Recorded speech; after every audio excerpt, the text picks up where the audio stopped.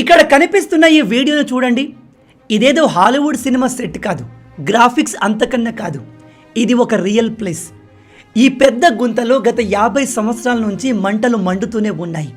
దీని సైజ్ తెలిస్తే మీరు ఆశ్చర్యపోతారు. ఇది దాదాపు 70 మీటర్ల వెడల్పు, 30 మీటర్ల లోతు ఉంటుంది. 30 మీటర్ల లోతు అంటే దాదాపు 5 అంతస్తుల బిల్డింగ్ అంత లోతులో ఉంటుంది. ఇది చూడడానికి ఆల్వేస్ మండుతూ నరక ద్వారంలాగా కనిపిస్తుంది. అందుకే దీన్ని గేట్ వే టు హెల్ అంటారు.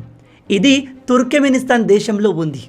అయితే ఇది న్యాచురల్గా ఏర్పడింది కాదు, హ్యూమన్ మిస్టేక్ వల్ల ఏర్పడింది. 1971లో అప్పటి సోవియట్ యూనియన్ అంటే ఇప్పటి రష్యా సైంటిస్టులు ఆయిల్ అండ్ న్యాచురల్ గ్యాస్ కోసం వెతుకుతున్నారు. ఈ ప్రాంతంలో వాళ్లకు ఆయిల్ దొరికే అవకాశం ఉంది అని తెలిసి అక్కడ డ్రిల్లింగ్ చేయడం మొదలుపెట్టారు.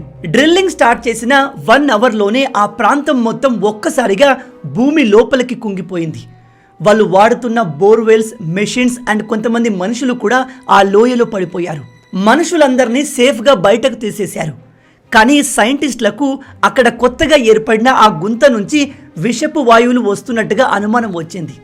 అది చుట్టుపక్కల గ్రామాల్లో ఉన్న ప్రజల్ని ఎఫెక్ట్ చేస్తుందేమో అని ఆలోచించి ఆ గుంతలో నిప్పు పెట్టాలని డిసైడ్ అయ్యారు. దాంతో పొద్దున వరకు గ్యాసెస్ రావడం ఆగిపోతుంది అనుకున్నారు. కానీ వాళ్ళు అప్పుడు అంటించిన ఆ నిప్పు ఇప్పటికీ మండుతూనే ఉంది.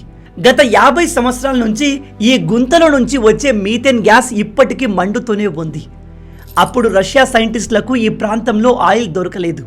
కానీ ఇప్పుడు ఈ ప్రాంతం తుర్కెమెనిస్తాన్లో ఫేమస్ టూరిస్ట్ డెస్టినేషన్గా మారింది. ప్రతి సంవత్సరం ప్రపంచం నలుమూలల నుంచి లక్షల మంది టూరిస్టులు ఈ ప్రాంతాన్ని చూడడానికి వస్తున్నారు. మీలో ఎంతమంది దీని గురించి కొత్తగా తెలుసుకుంటున్నారు? ఇలాంటి అమేజింగ్ ఫ్యాక్ట్స్ కోసం లైక్ అండ్ ఫాలో చేయడం మర్చిపోవద్దు.